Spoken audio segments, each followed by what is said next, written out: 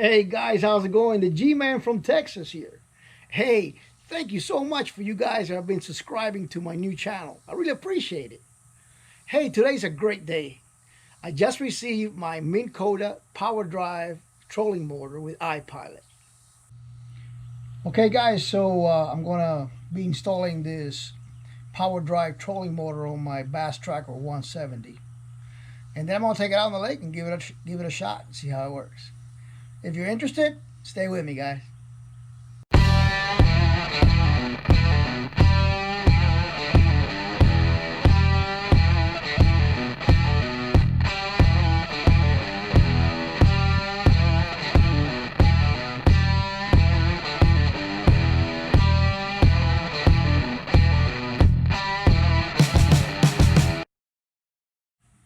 All right, guys, so the first thing I have to do is remove the unit that came with the boat, the Minnkota Edge. I'm going to take off my transducer, take the machine off, and then I'll come back to the video. GoPro. All right, guys, the first thing I'm going to do, I advise everyone to do, is disconnect that trolling motor battery.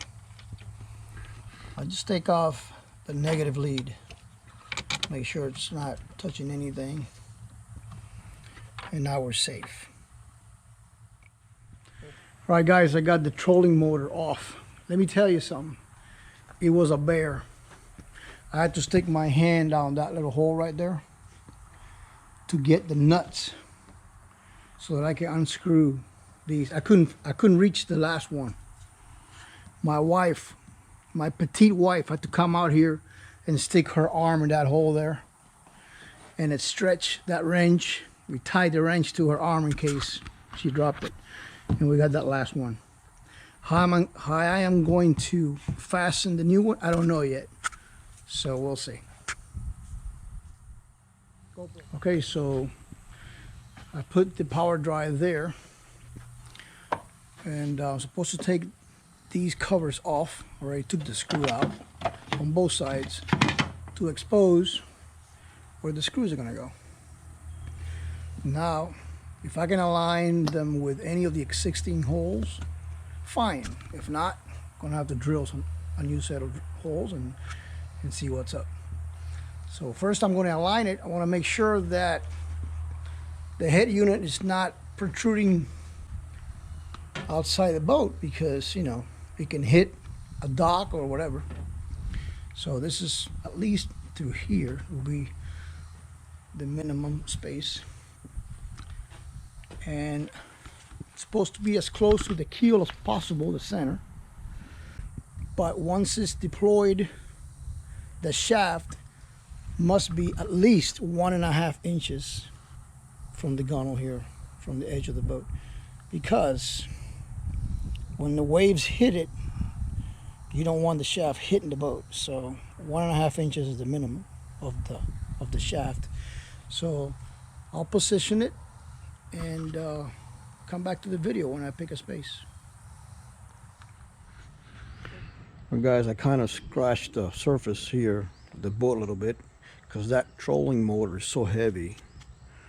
It's hard to maneuver up here. Now what I'm doing is I'm filling the holes of the old trolling motor with this water weld putty for aluminum and other surfaces. Supposed to harden, so I'm just filling them in.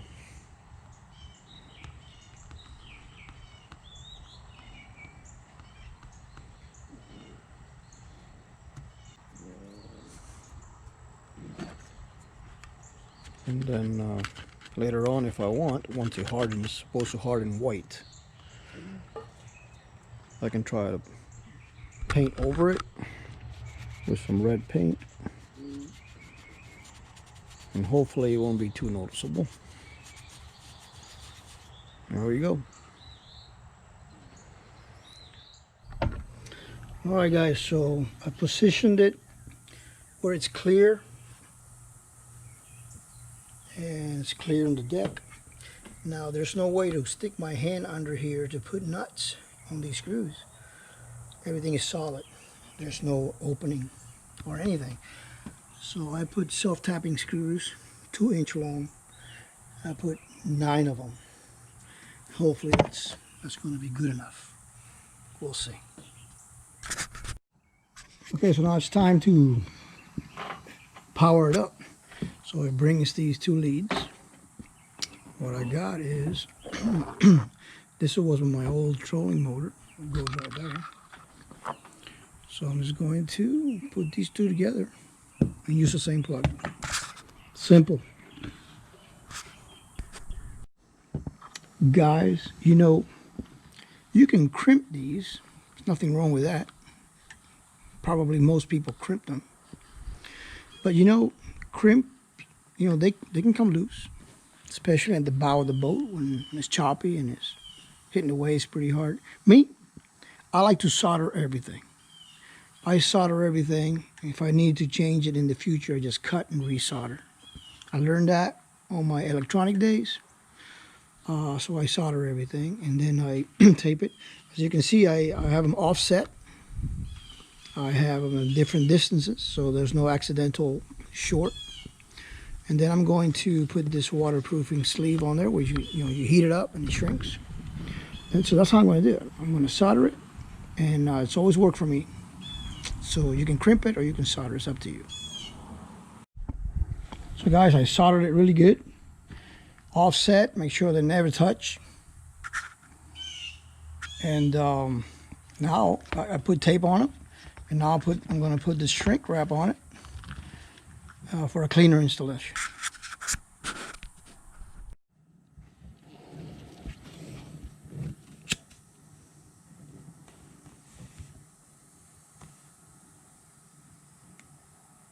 Okay, so put a little fire over here, shrink wrap it, waterproof it, make it tighter. Just little extra things you can do. Careful not to burn the wire.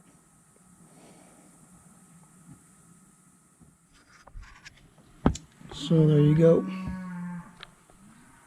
Soldered, taped, and shrink wrapped. Ready to go.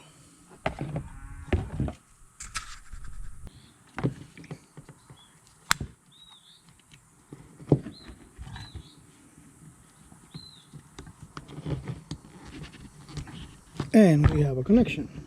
Now to put everything back together. Okay guys, so before I install the propeller on the trolling motor, this red washer must be removed and discarded. It's only there for packing purposes. At least that's what it says in the instructions. So we're going to remove this. And I might put the propeller now, or I might just try to see if it works electrically first. We'll see.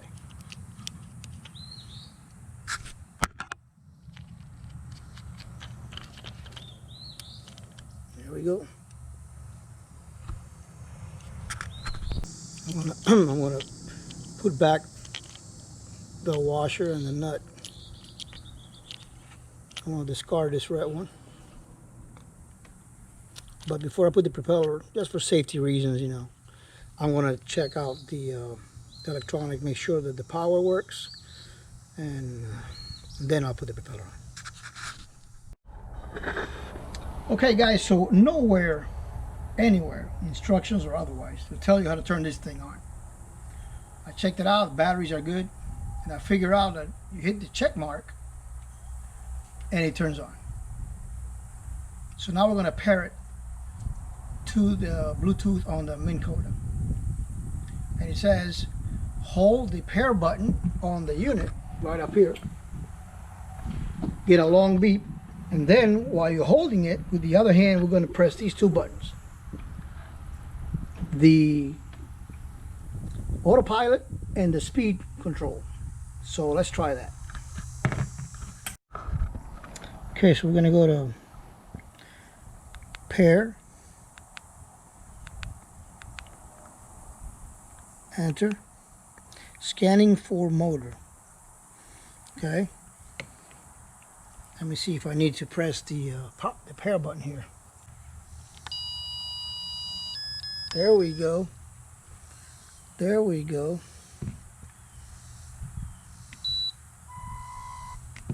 We did it. Press these two buttons simultaneously. Seems to be okay. Look at it go, it's moving by itself like a robot. This is freaky, man.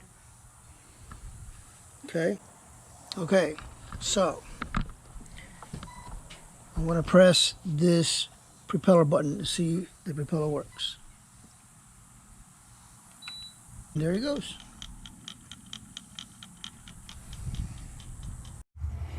Guys, I couldn't show you this because there's no way I could hold the camera, but this comes with this piece and the washer and the nut. So take the washer nut off, take this piece off, replace it with the propeller, and put the washer and the nut back on.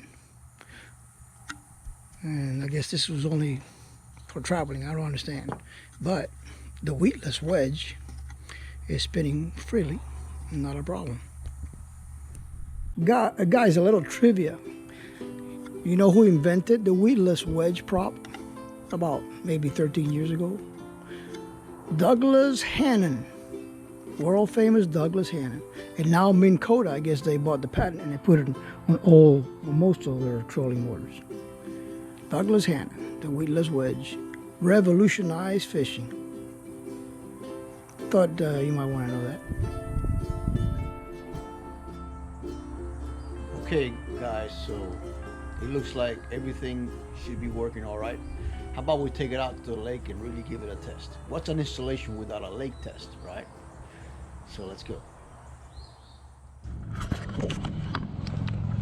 Okay, so we are here in the water, and I just pressed the little anchor, which is spot lock.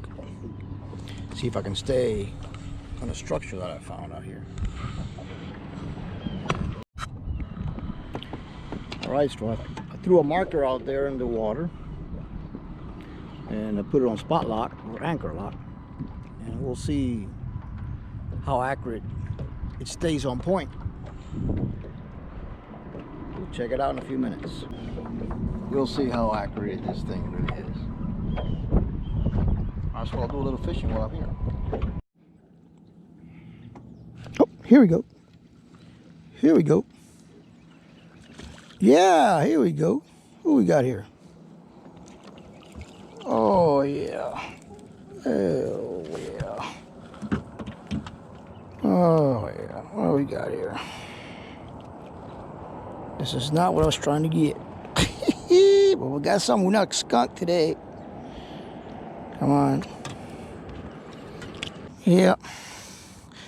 Little baby bass. Back in the water. Alright. Well, there you go, guys. It worked. Installation was successful. Went out there, threw a marker out in the water, and it stayed there all the time. So I chalked that up to another successful installation. Thanks so much again for those guys that are subscribing to my channel. I really appreciate that. The Gman from Texas. Until next time, saying peace, y'all.